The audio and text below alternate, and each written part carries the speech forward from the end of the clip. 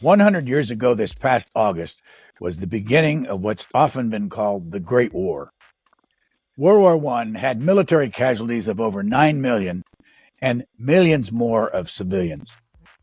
Professor Sean McMeekin of Bard College, located in New York State, has written 9 books since 2003 on subjects that include German history, Russian history, the Ottoman Empire, communism, World War II, and one titled July 1914. This last book will be the focus of our conversation with Professor McMeekin. World War I was triggered in late June of 1914 by the assassination of Archduke Franz Ferdinand and his wife Sophie in Sarajevo, Bosnia. They were gunned down by a Serbian 19-year-old by the name of Gavrilo Princip. Professor McMeekin, I read a review of your Stalin's War book in the London Times, and I only want to use this to get started in our conversation. The reviewer said, when he is angry, McMeekin can be magnificent. What is he talking about? Well, that's a great question. I suppose it has something to do with my predilections as both a historian and maybe as a writer, that I tend to be more interested, I suppose, in anti-heroes or in things going wrong, in terrible catastrophes. And I mean, history, obviously, there's a positive side to it, too, that comes out at times. That's just not usually the kind of history I write. That is, I tend to be drawn to figures who were conflicted, haunted, or perhaps even malevolent. I think maybe in something like the same way you might say that novelists or screenwriters, I mean, obviously drama is always kind of inherently, I think, more interesting to a lot of us than moments of peace and understanding and routine. So maybe that's just the way that I suppose, approach history in general. But yes, when I feel like I've kind of caught my villain in the act, or I feel like I've suzzled something out that someone's been trying to hide or to cover up, I think that's really when I kind of feel like I'm at my best, both on the hunt as doing the detective work and files and the documents, but then also I think when I'm trying to piece the story together, I think come to life when I feel like I've caught someone red-handed, I guess. In your July 1914 book and the author's note up front, you say that you're talking about when you started being interested in history, and I'll read it. I first fell in love with the subject when I devoured Barbara Tuchman's The Guns of August, 1962. I still have my tattered old paperback edition, which its cover price is 75 cents, reminding me that it comes from another era. I've got it right here, actually. You can see the cover is now unfortunately fallen off. It's been traveling with me so many different moves of house and places. I have a cleaner edition somewhere, but I've always been much fonder of this paperback. The book, I mean, it absolutely floored me. It's true that I've to some extent made a lot of hay out of critiquing this or that aspect of it. But I mean, a couple of things that I'll say, both about just the way she kind of laying out the dramatic story of the funeral of King Edward and the kind of the fall of old Europe, and then going through the drama of the first days of the war. I'll get to, in a moment, to maybe some of the flaws or I think the holes in her book. But she also did a phenomenal chapter, and I absolutely have to credit her for this, the chapter she called The Gerben, An Enemy Then Flying. Rather curiously, I mean, she ignores, and she even says she's going to do this. She says, I'm going to leave out the Balkans. I'm going to leave out Austria-Hungary. I'm going to leave out the Russo-Austrian and Austro-Hungarian Serbian fronts. I'm not even going to talk about the Balkans or Sarajevo. She says that right up front. And she sticks to that, but oddly enough, she has one really interesting chapter on the Ottoman Empire. And she doesn't quite bring it as far up as the actual Ottoman entry into the war in November, but she lays out this dramatic story involving this German dreadnought, the SMS Gerben, which kind of weaves its way through and keeps avoiding the British pursuit, or the British kind of fail to engage. And then eventually it makes its way to Constantinople, today's Istanbul, and effectively almost with the Ottoman government under its guns. The German commander, who later on takes this rank in the Ottoman Navy, is a Vice-Admiral or Vice Admiral in the Ottoman Navy. He's the one who actually carries out the attack on Russia that effectively kind of spreads the war to the Middle East, the Ottoman Empire and the greater Middle East. And so even that chapter alone, I mean, I've drawn tremendous inspiration from. Well, I have to say, I mean, this book made it. In fact, I think that chapter alone, I wrote an immense kind of graduate paper on once using that chapter as an example of, for me, what I consider to be the role of human agency in history. That is to say, that things can be contingent, accidents can happen, will matters, and individuals such as the German Admiral Wilhelm Souchon and his own kind of almost irascible will mattered a lot in the story of the entry of the Ottomans into the war with all the consequences we're still living with. So I have to give her great chops for that chapter and for, telling the story in a way that really kind of enraptured me. It was only later I began to discover the parts that are left out. I mean, obviously the Balkans, as she says, Austria-Hungary, Russia. If you flip through the index, you'll see that certain figures aren't even there. The Austro-Hungarian foreign minister, Leopold von Berchtold, isn't even in the index. There's nothing about Pasic, the Serbian prime minister, or Dmitrijević Apis, the head of Serbian military intelligence, who was the mastermind of the plot in Sarajevo that led to the assassination of Franz Ferdinand. It's the way she tells the story, and she has her reasons for doing that. But both by leaving out a lot of the story. And the other thing I think that people, I mean, in some ways, I like to see my own July 1914 as a compliment, in part because her book, of course, was called The Guns of August. And it's actually, it's true, and to the extent that the title is about the story. She basically skips the whole July crisis. She just kind of pro forma mentions Sarajevo, but then she skips right to August 1st. So she skips the entire period between June 28th and August 1st, 1914. And that kind of gave me my in, you might say, as far as this is the story I want to tell, was the part of the story she left out. Go back to when did you read The Guns of August? Oh, good question. I think it would have been, I was at Berkeley, so it would have been in my grad school years. Oddly enough, I don't think I read it as an undergraduate. I think like a lot of Americans, while I'd always been fascinated by the Second World War, the First World War was kind of in my background. I was vaguely interested in it, didn't know a whole lot about it. I didn't really start reading up on it until, I would have been in my early 20s. So sometime around probably 97 or 98 when I was in grad school at Berkeley. And it was by no means assigned in any of my classes. It was more like I discovered it in a used bookstore. And it was a little bit like a kind of a burning brush for me. I really got a lot of inspiration from it. And I decided I really wanted to do a lot more work on that era and on the First World War. I did have some advantages. I mean, Tuchman did a great job with the French sources, with the British sources, with U.S.-based sources you could find in U.S. libraries and repositories. She didn't really have very good German, and she wasn't working in any of the other relevant languages for either Austria-Hungary or Russia or Serbia or the Ottomans. And so there were certain limitations also, I think, just practically to the kind of work she did. But I was looking at this book and thinking, not only is this a great read, but I can get something out of this, and I did. I mean, I got a lot out of it. But as you know, there is this, I don't know whether it's a myth or what, the story that John Kennedy once gave Khrushchev a copy of this book. You no doubt have researched this. Is that true? And was that book that important back in 1962 and beyond? Oh, I think the story of Kennedy mentioning it and possibly even giving a copy is true. I have no idea the extent to which Khrushchev actually took him up on it and read it. I think it's, again, I'm agnostic on some of the details. Some of these things do have a little bit of the kind of the whiff of literary license. I think there's something in the story. And I do think in that sense, if the book did play a role in at least perhaps alerting them to some of the dangers of brinkmanship, I think it was quite salutary. The thing I do find a bit odd about the story is that, again, I think the impression, in part because of that story about Kennedy and Khrushchev, is that this is a book about the diplomatic brinkmanship before the war. Whereas, in fact, it really isn't. It basically skips the entire story.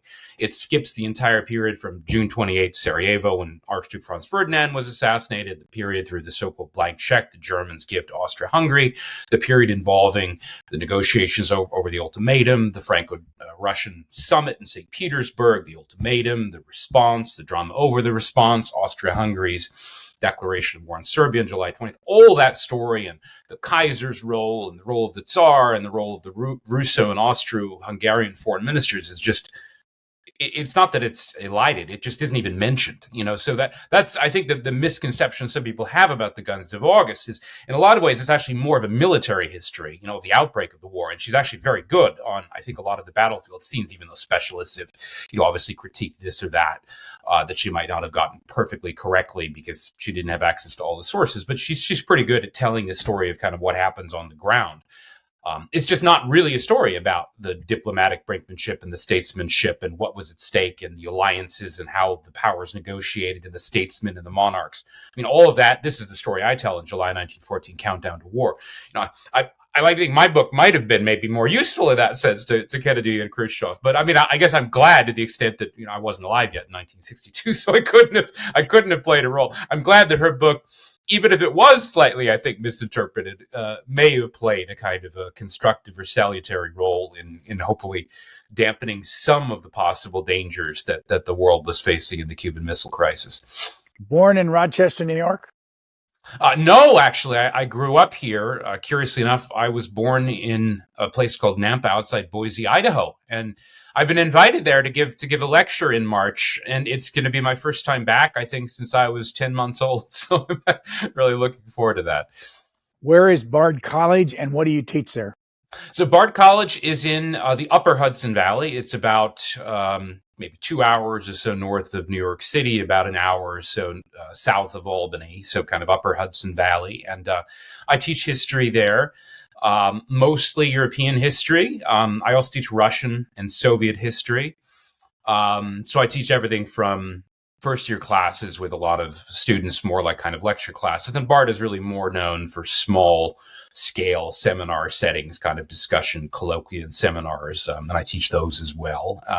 And sometimes I teach first year seminar. It's a kind of a modified great books course that Bard requires of all undergraduates. I taught that last term, for example, something that most of us do, even on the senior faculty. In your own education background, besides UC Berkeley, what did you do your PhD there, or was that at Stanford? Oh, that's right. I did my MA and PhD at UC Berkeley. My undergrad was at Stanford. And no, curiously, there is a little bit of a Tuchman connection. She mentions in her afterword a woman called Agnes Peterson, who was a very, very learned librarian at the old Hoover Library at Stanford. And I spent many, many years working there in the same library. In fact, one of the first things I did when I was a freshman, it's interesting. Maybe I had read the book. I'm trying to remember this now because I remember seeking out Agnes Peterson when I was at Stanford, which is interesting because I know that Tuchman mentions her. And anyway, she was wonderfully helpful and kind of showed me through the stacks there.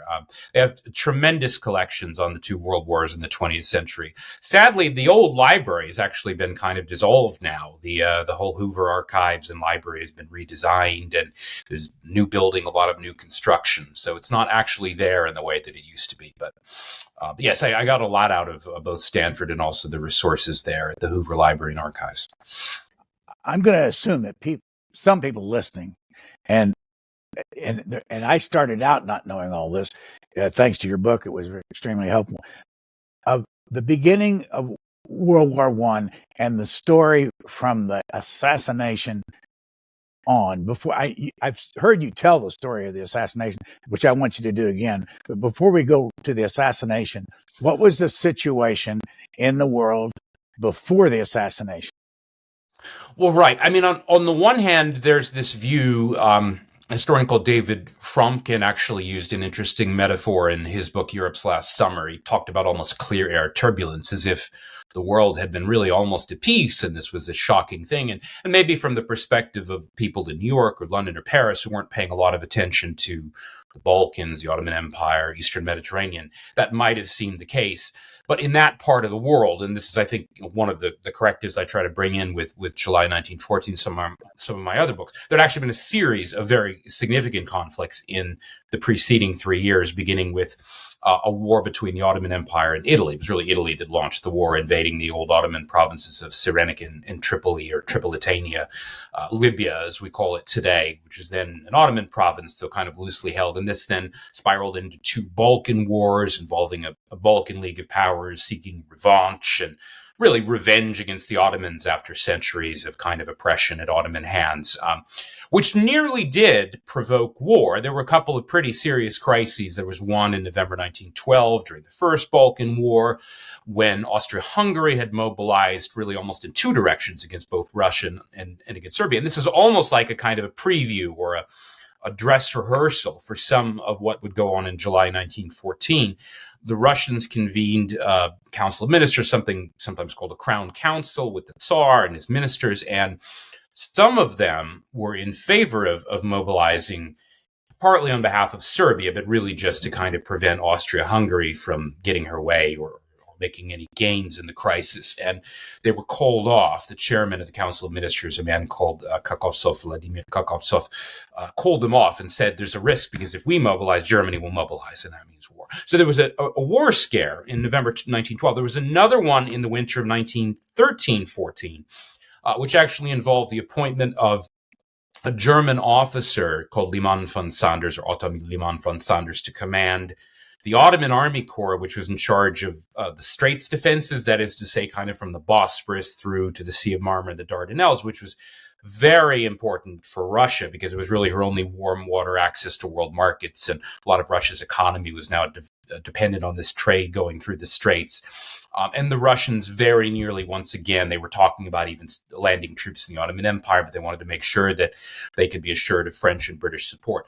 Curiously enough, those scares had kind of passed. And by about June of 1914, they've kind of calmed down between the great powers. Even the Anglo-German naval race, building dreadnoughts and kind of also destroyers and eventually U-boats, but this race that had been talked about by the press for years had really gone into abeyance. In fact, it's one of those ironic things about the July crisis is that when the Sarajevo incident, the assassination of Archduke Franz Ferdinand, happened, the British and German navies had actually come together in this kind of friendship, almost rapprochement. It was called Fleet Week at Kiel. And so the Kaiser Wilhelm II, or William as we sometimes call him in English, was there. Winston Churchill, who was First Lord of the Admiralty, was there.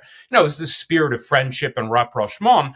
And even regarding the crises in the Balkans, there was still a lot of tension between Turkey and Greece. In fact, that's what people were really expecting in the eve of Sarajevo, was that there might be an outbreak of a kind of a third Balkan war between Turkey and Greece. But none of the other powers really either wanted that to happen or wanted to get involved. The Russians would have wanted to kind of douse it, prevent it. They didn't want the Straits to be closed again. That had happened during the war between Italy and the Ottomans in 1912, with significant impact on the Russian economy. And so there was some air of crisis just regarding would Turkey and Greece go to war, and Bulgaria, it's a long story, but Bulgaria had lost territory in the Second Balkan War, and the Turks and Bulgarians were maybe, despite being enemies in the First Balkan War, were maybe going to team up against Greece. It looked like, though, most of the great power kind of chancelleries had things under control, or they were going to try to. There really wasn't any sense, that is, of kind of imminent crisis between the great powers. In that sense, Fromkin kind of had a point. It was a little bit like a bolt from the blue. The Sarajevo incident really did disturb the peace. And it was quite contingent. I mean, did you want me to talk a little bit about the assassination itself? It is something I discuss in the book. Oh, yeah. But first, just if someone's never thought about this whole subject, the Ottoman Empire included what countries? So the Ottoman Empire, in very theoretical theory, it even included parts of what were even then kind of French or French-administered North Africa, going as far afield as, let's say, Tunisia. Algeria had really been mostly a kind of a French sphere of influence, and more recently protectorate since 1911. And if you want to cross North Africa, so we talked about Libya and the kind of the Libyan provinces of Tripoli and Cyrenaica. Egypt was this curious case where Britain had been occupying and largely administering Egypt since 1882. Officially, that was still part of the Ottoman Empire, which enabled the Ottomans along Libya and, again, the even more loosely controlled North African province to kind of claim, again, that they had an empire on 3 continents, including Africa. Much of what is now the modern Middle East, places like Syria, Iraq were part of the Ottoman Empire. Even Arabia, although much more loosely governed and controlled, so the holy places of Islam, Medina, Mecca, were still part of the Ottoman Empire. There was already a lot of kind of British influence creeping in from Egypt and from the Gulf, but nominally at least, these were all provinces of the Ottoman Empire. Along with, although the Balkan kind of European provinces, sometimes called Rumeli, those provinces had been somewhat dialed back. The Ottomans had lost a lot of territory in the First Balkan War against Serbia, Greece, Bulgaria, and Montenegro. They had regained a little bit in the Second Balkan War, which was kind of everyone ganged up on Bulgaria. And so that allowed the Ottomans to push the boundary about maybe 125 miles, about 200 kilometers back to the west. They reconquered Edirne, then called Adrianople, which was a former Ottoman capital, which is kind of psychologically important for the Ottomans. They lost territory, that is, in Europe, but they still had some, so they still had the kind of European provinces. There were a lot of kind of border disputes involving either Russia and the Transcaucasus or Britain and the Ottomans. I mean, this kind of comes to a head in 1914. There's actually a moment involving Egypt a little later after the July crisis when the British complain about Ottoman violations of the border near Sinai and Suez, and the Ottomans responded quite reasonably, well, we don't recognize a border with Egypt because it's part of our empire.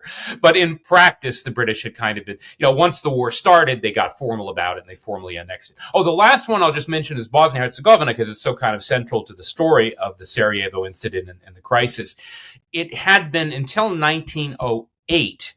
It had been still formally a part of the Ottoman Empire. The Treaty of Berlin of 1878 stipulated that the Austrians had certain rights to kind of administer and occupy the province, but it was still nominally part of the Ottoman Empire until the Austrians annexed it in 1908. It wasn't really formally recognized till 1909. That was what was usually called the First Bosnian Crisis. And the reason that was significant was because Bosnia-Herzegovina had mixed population than is now. Back then, the Serbs were a slightly larger percentage of the population. They didn't have a majority. They had a plurality, somewhere between about 40 or 45% of the population.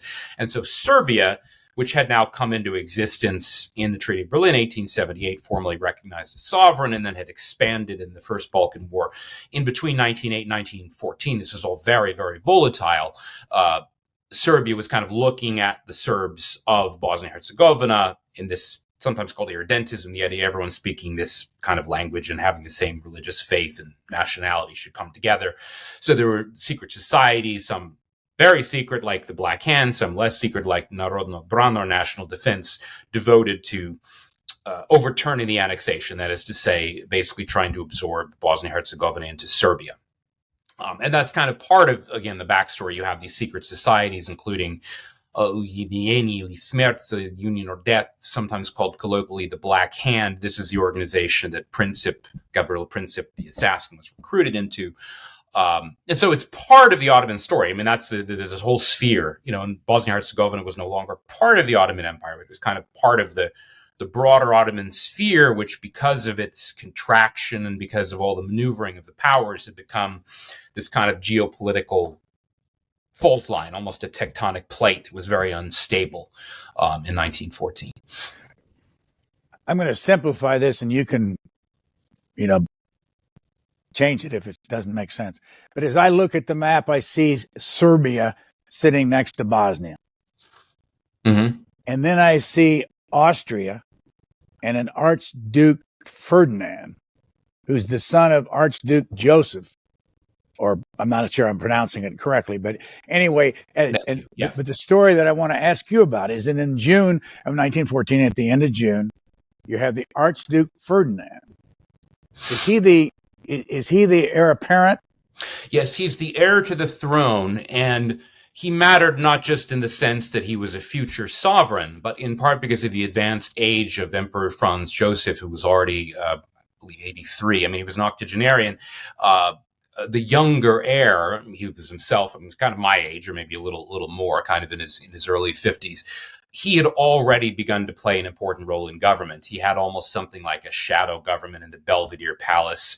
He was taking a hand in internal affairs, kind of various ethnic issues regarding minorities in the empire. He was largely running military policy and taking a very active role in appointments regarding the army. So he was also an important political figure. Somewhat ornery, there's some of the literature about Franz Ferdinand makes him seem very sympathetic, that he was maybe more in favor of greater rights for minorities in the Austro-Hungarian Empire. In Hungary, he's kind of viewed as a villain. Hungary, which had become semi-autonomous in the empire in 1867, the Ausgleich or Compromise, was now called the dual monarchy of Austria-Hungary. Hungary had something of a reputation, well-deserved, for mistreating her own minorities, including Romanians, including Serbs, and many others, but particularly Romanians. And that was an issue where Franz Ferdinand had kind of gotten involved. Bosnia-Herzegovina, this is, again, some of the irony of the story is that Franz Ferdinand didn't really think it was a good idea to annex Bosnia-Herzegovina. He had kind of almost opposed the policy, and he didn't really want to go there. He was there to observe military maneuvers and do a few kind of ceremonial things in Sarajevo. It was now an Austro-Hungarian province, but because of the large Serb minority, he knew that it was kind of unruly, and he really thought the Serbs, they were trouble. He didn't want to go to war. That's the biggest difference. So the chief of staff of the Austro-Hungarian army, Konrad von Hussendorf, we'll call him Konrad for short. Konrad had crossed swords with Franz Ferdinand frequently over the question about Serbia and the Serbian problem during the Balkan Wars. Should we mobilize? Should we cut Serbia back down to size? Because Serbia is enlarging her territory. Konrad, again, according to at least some scholars, had advocated in various meetings involving the Crown and the other ministers going to war against Serbia something like 25 times just in 1913. Franz Ferdinand, and this is an important part of the backstory of Sarajevo, had been opposed. Not that he liked the Serbs, he thought they were trouble, but he also thought, and this is kind of his ornery nature, there was some common sense here, that if the Serbs are already giving as much trouble as they are, why do we want more of them? Why should we sort of absorb Serbia into the empire or gain more territory? We already have kind of too many Serbs. And there were some in Hungary who actually agreed with him, even though he and the Hungarians didn't get along. Some of the Hungarian politicians kind of agreed that they didn't really want to get more involved with Serbia because they already had an unruly Serb minority and they didn't want more. So Archduke Ferdinand and his wife Sophie travel to Bosnia, Sarajevo. For what reason and what happens? Well, the main point of the trip was to observe military maneuvers out in the field, and that had already taken place by the time of the kind of famous incident on Sunday morning. Curiously enough, on Friday, which was June 26th, they actually walked almost without full kind of retinue of bodyguards right through the bazaar in the city, and nothing happened, and no one molested them or bothered them or anything, because that was impromptu. Unfortunately, the more formal procession or parade, which was to take place on Sunday morning, was kind of the last public event, before a kind of a luncheon, and there was supposed to be a ceremony at a museum.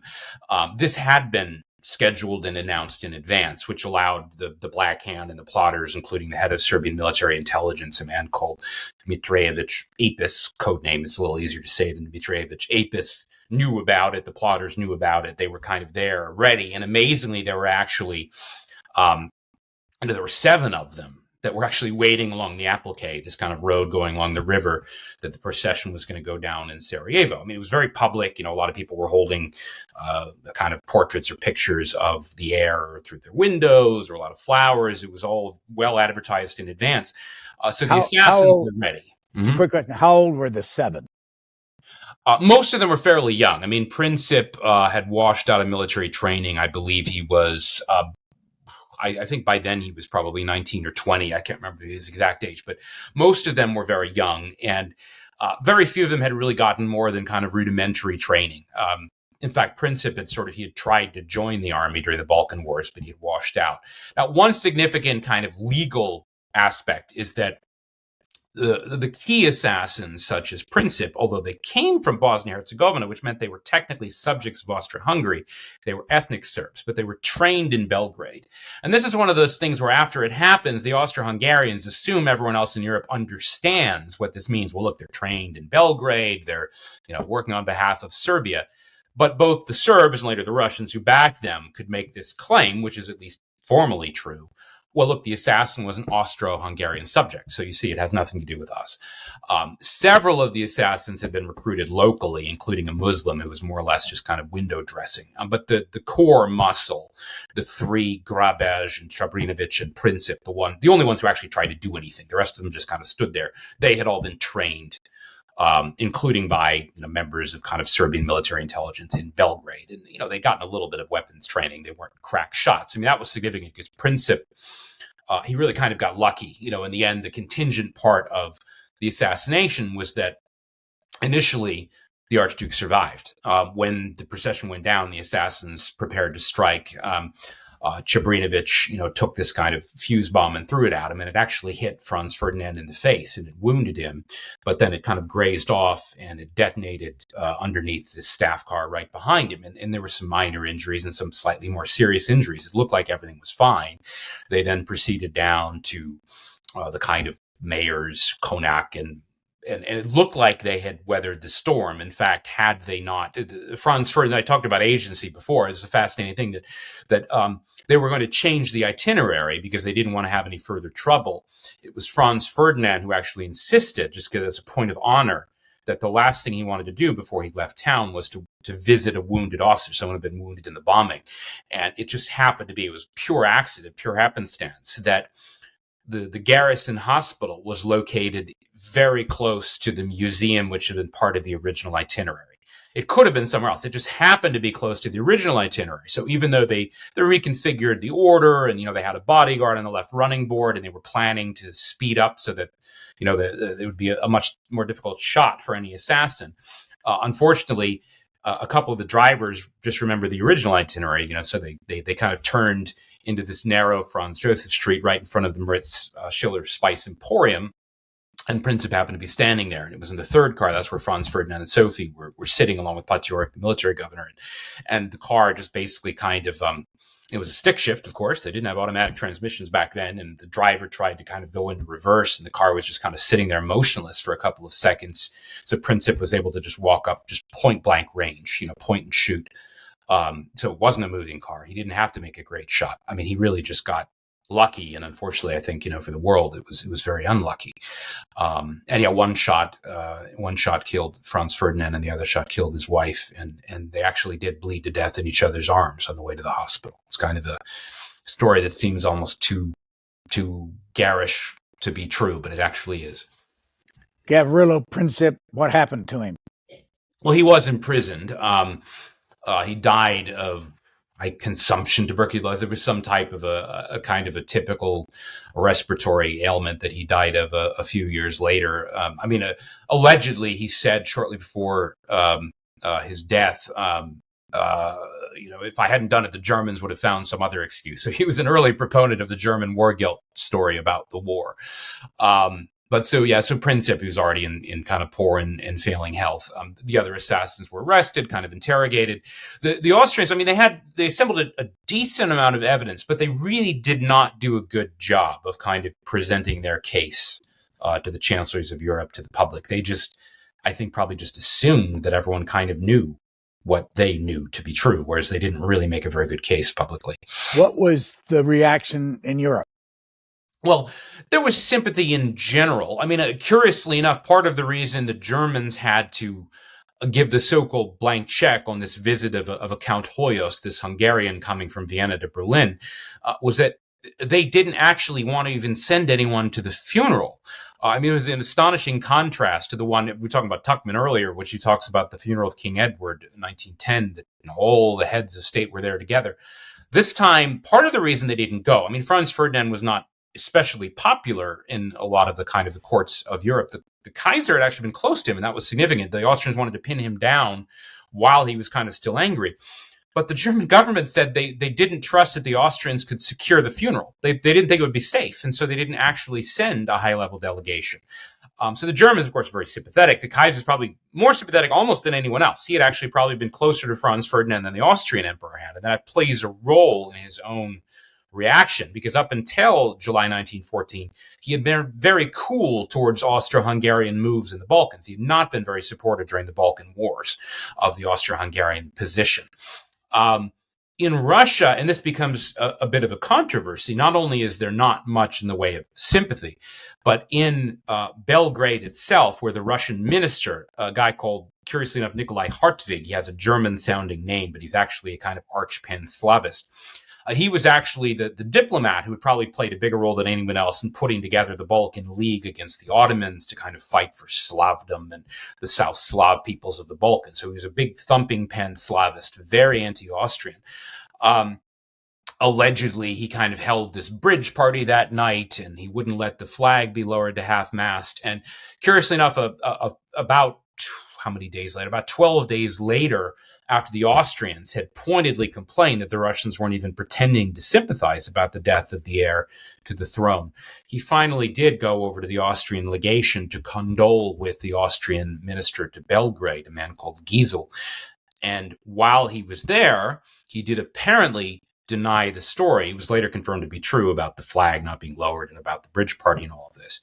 But he had barely begun to condole when he dropped dead of a massive heart attack right inside the Austrian legation.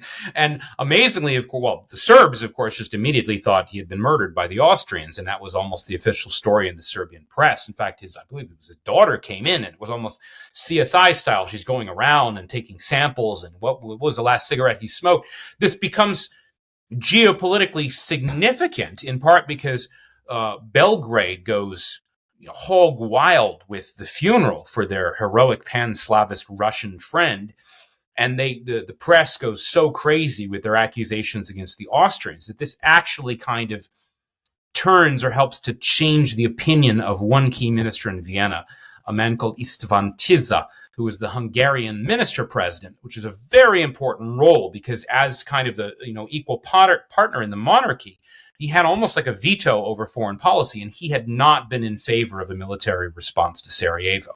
So it was partly because the Serbs went so crazy with their kind of accusations and the press just ramping up with this hysteria about the loss or the alleged murder of the Russian minister to Belgrade, that Tiza kind of converts over to what we usually call the war party in Vienna. He had been blocking this. Now, it mattered that the Germans had given the so-called blank check because Tiza's first condition was we can't do anything without the Germans. He didn't think the Germans would do it. There's a lot of deception involved. That's another thing I talk about in the book. First, he does not approve of the mission to Berlin when they try to get the Kaiser and the Chancellor Bethmann Hollweg to support Austria. He hadn't been told about it. He hadn't approved it. He hadn't approved the text. They kind of tricked him. A little bit later, the Austrians do the same thing to the Germans. They actually lie to the Germans about the ultimatum to Serbia. They tell them it's not done yet. We can't show you the text. Germans never approved the text because they never saw it. There's a lot of kind of bad faith. In some ways, the worst faith of all is probably the emperor himself and some of the Austrian statesmen, like the foreign minister Berthold. They hadn't really liked Franz Ferdinand very much, and yet for them it was almost like the perfect crime because it gave them the argument, well, that Conrad and the military had been making all along. We need to settle accounts with Serbia now.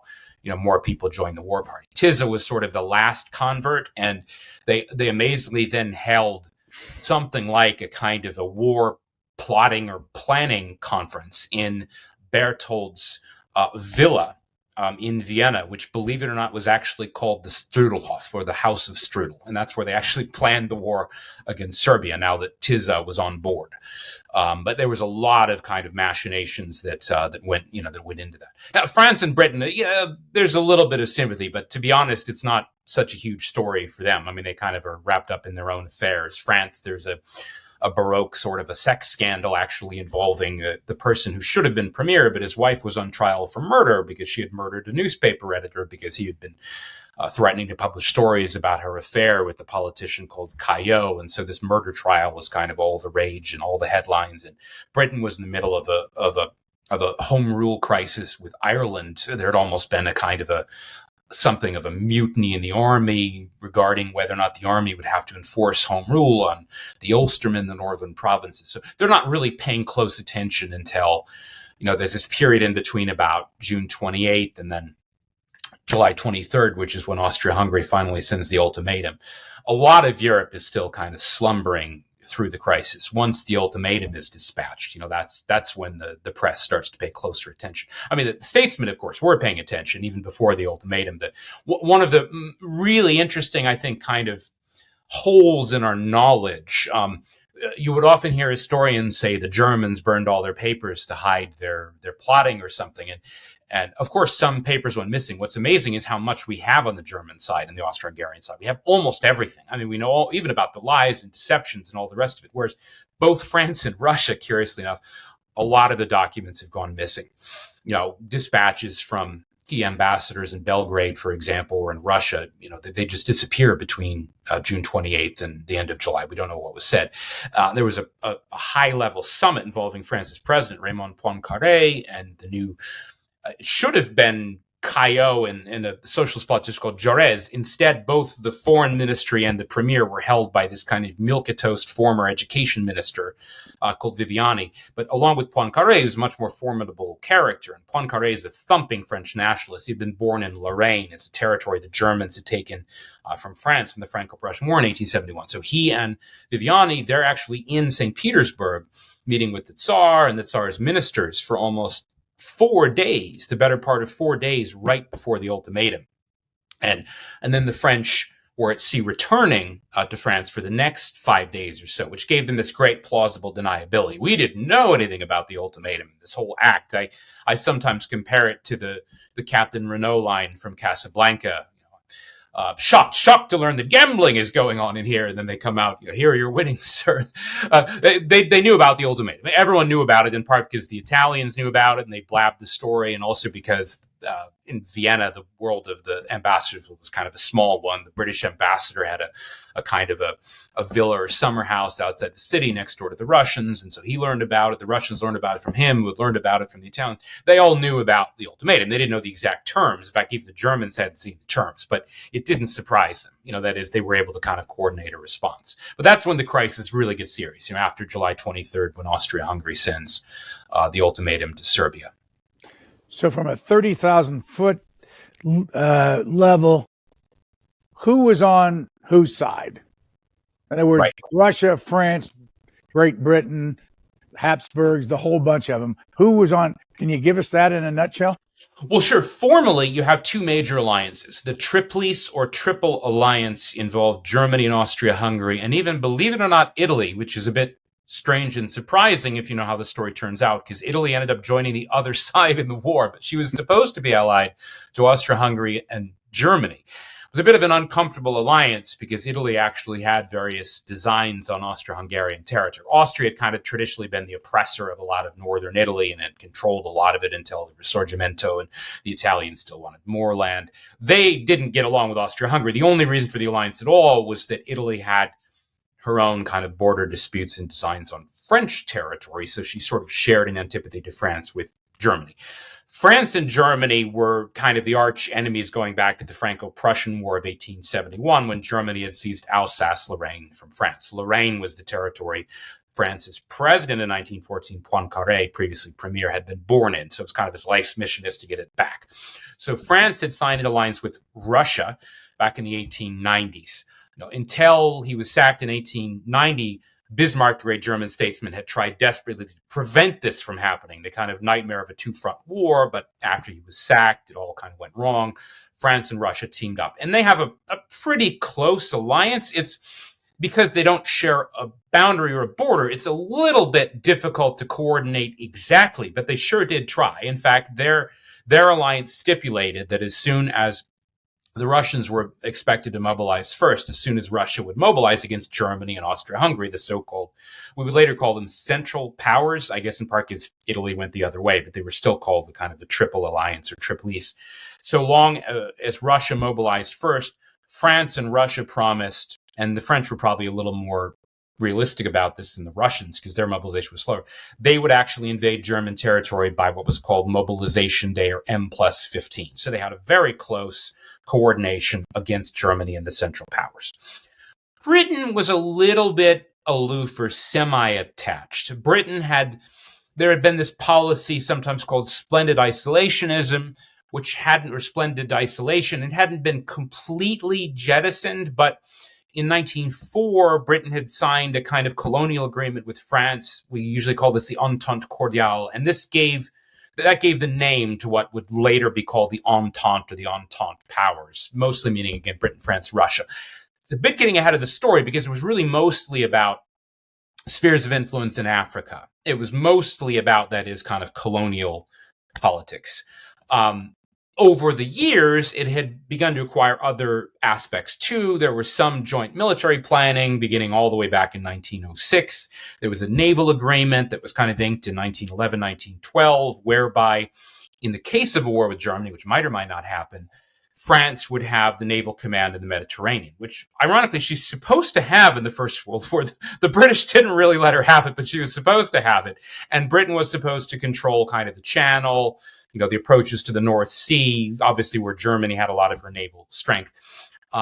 Britain and Russia, meanwhile, they were even more loosely affiliated because traditionally for most of the 19th century, they had been strategic adversaries, particularly in Asia.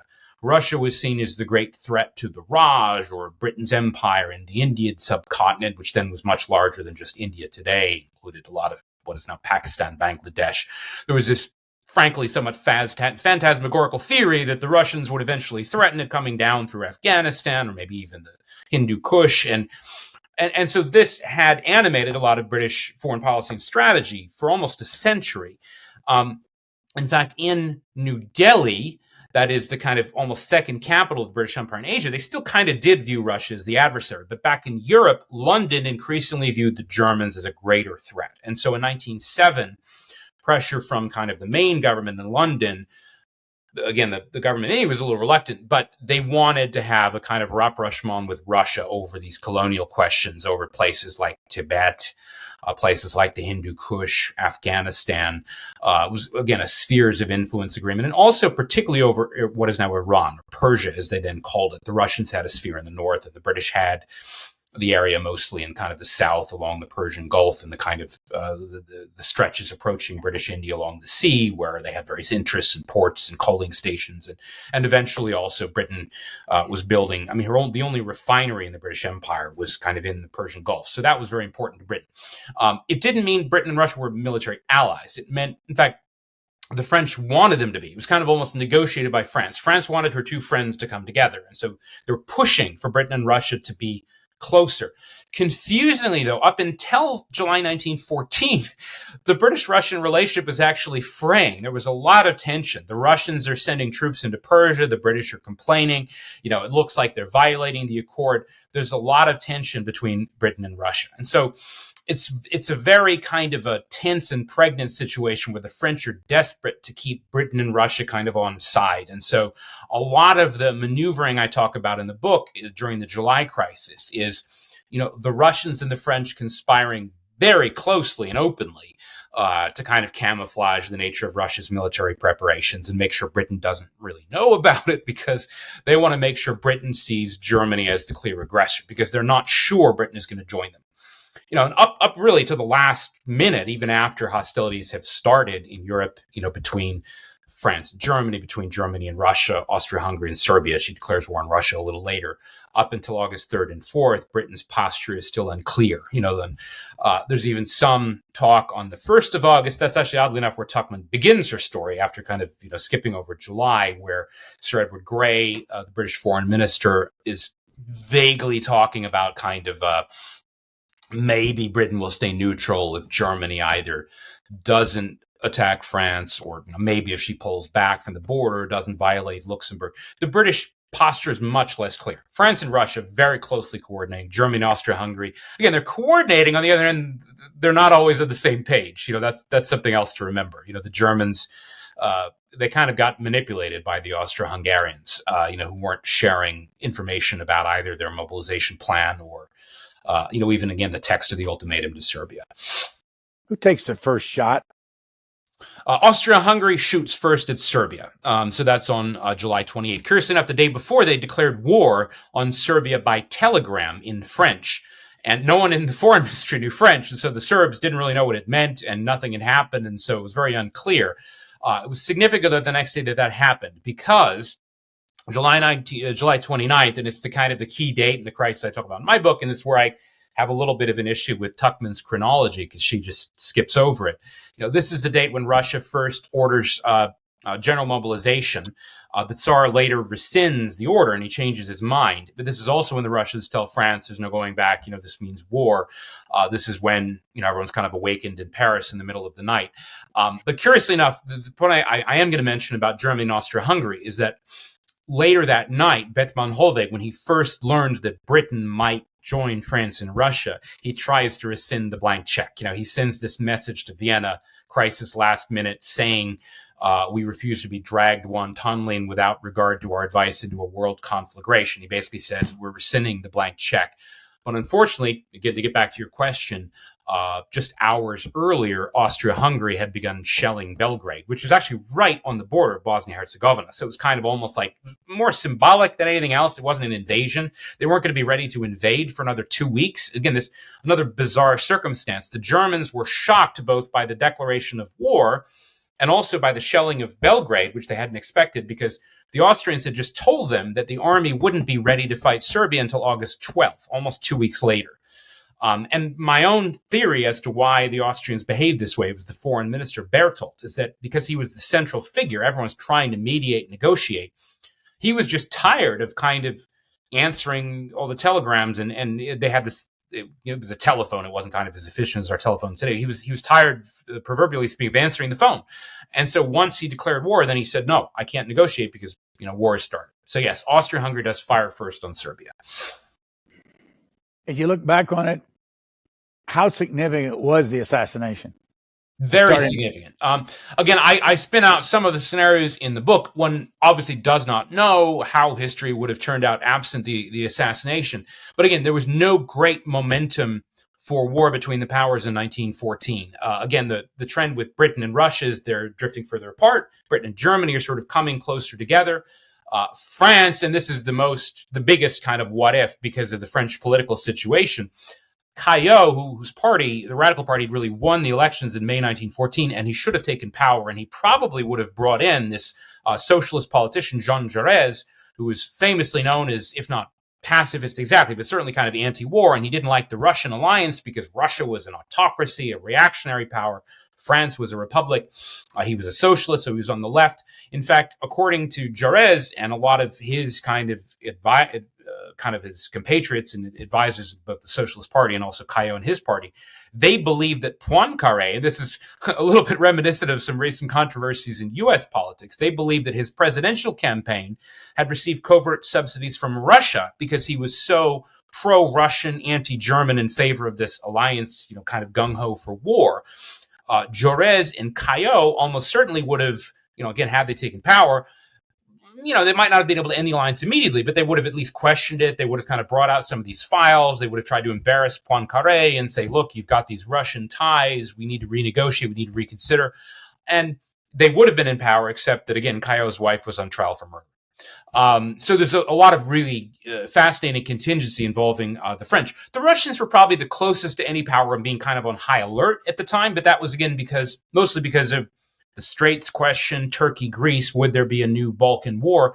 But even had there been a war between Turkey and Greece, which was definitely a possibility in June and July of 1914, Russia's main interest would have been in slowing down or stopping the war and just making sure that the Ottomans couldn't close the Straits again. So there might have been a crisis. There might have been a small war, a third Balkan war, I think.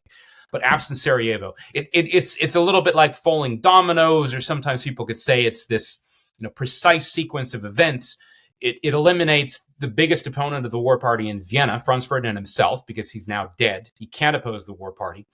Kaiser Wilhelm, again, despite his reputation, and this is the one thing I think Tuchman kind of really gets wrong in her book. There's a bit of a caricature of the Kaiser.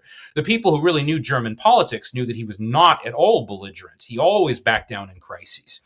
The Kaiser and the Chancellor were called, by the kind of the more hawkish elements in the military command. They called them the two old women.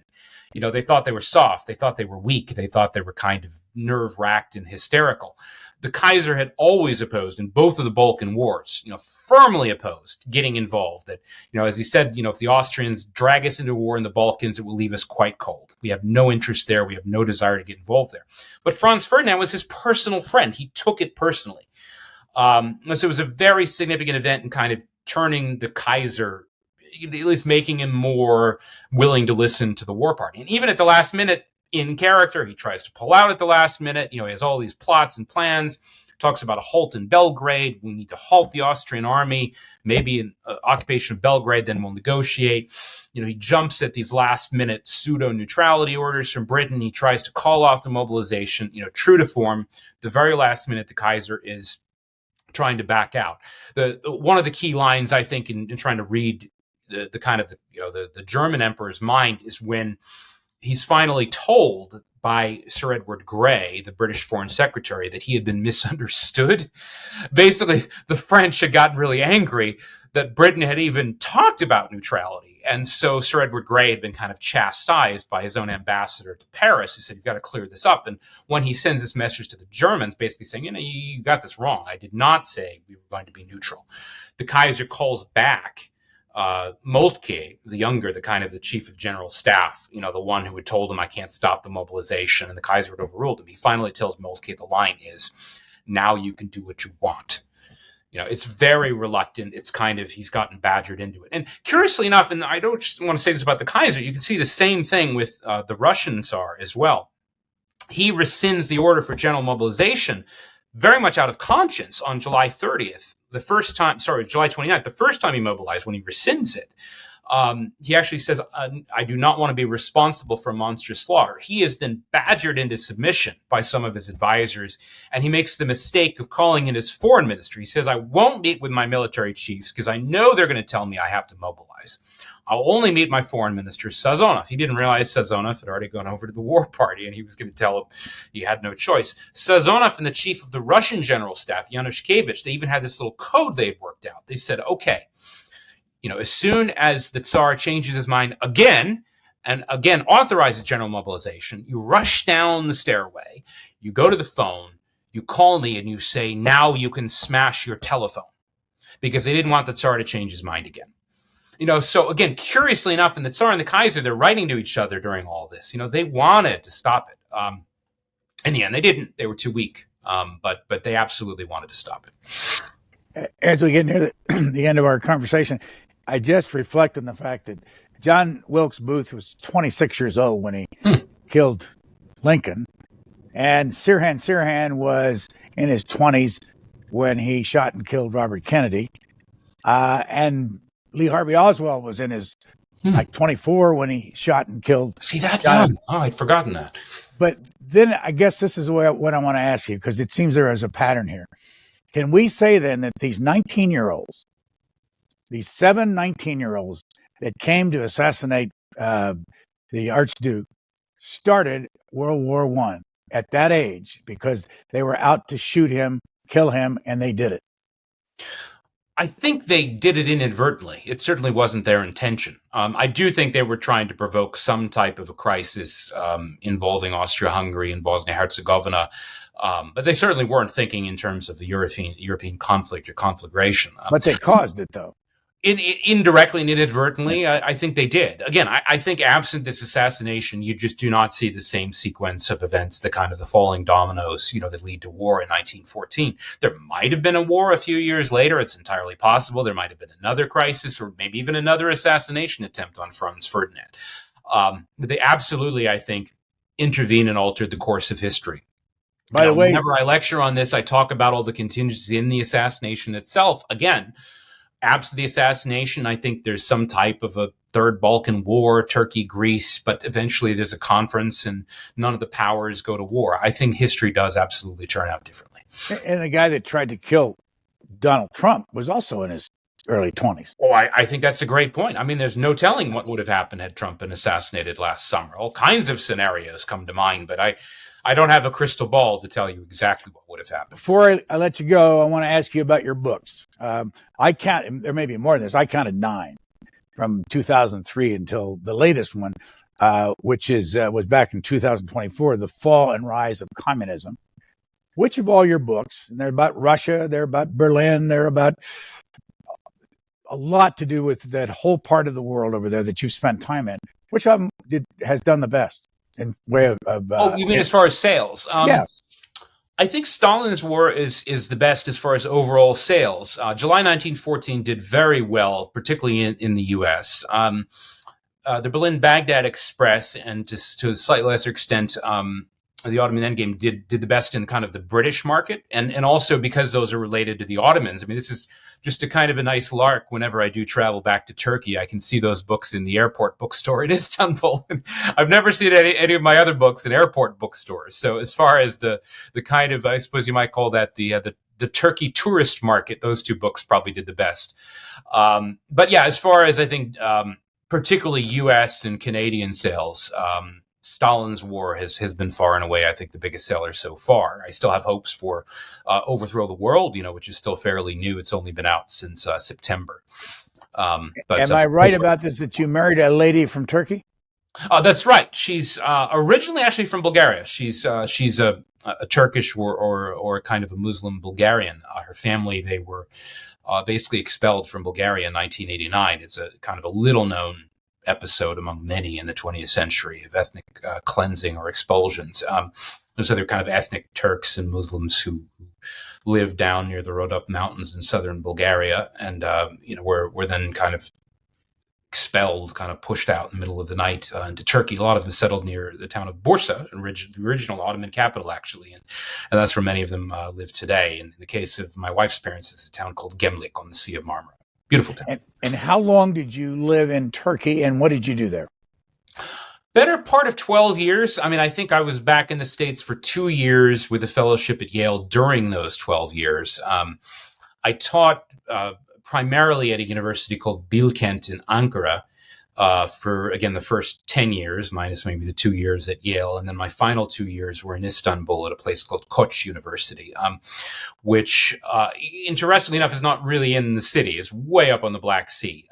But no, curiously, these are American-style universities in Turkey. They're a little bit like some of the famous missionary colleges set up in places like Cairo and Beirut, and there used to be one in Istanbul as well. A little bit modeled on that, or modeled on the American-style liberal arts, but also kind of research university, kind of a blend of American and German traditions. But where, curiously enough, the instruction is in English. The students have to do, most of them have had it before, but they have to do intensive English in their first year. So while I learned Turkish while I was over there, I was actually teaching in English. So other than Hitler, who we all know so much about, who in Europe has been the most important figure determining what happened back in the wars? Who's somebody that you, I don't know that you admire them, but you want to point them out as being important?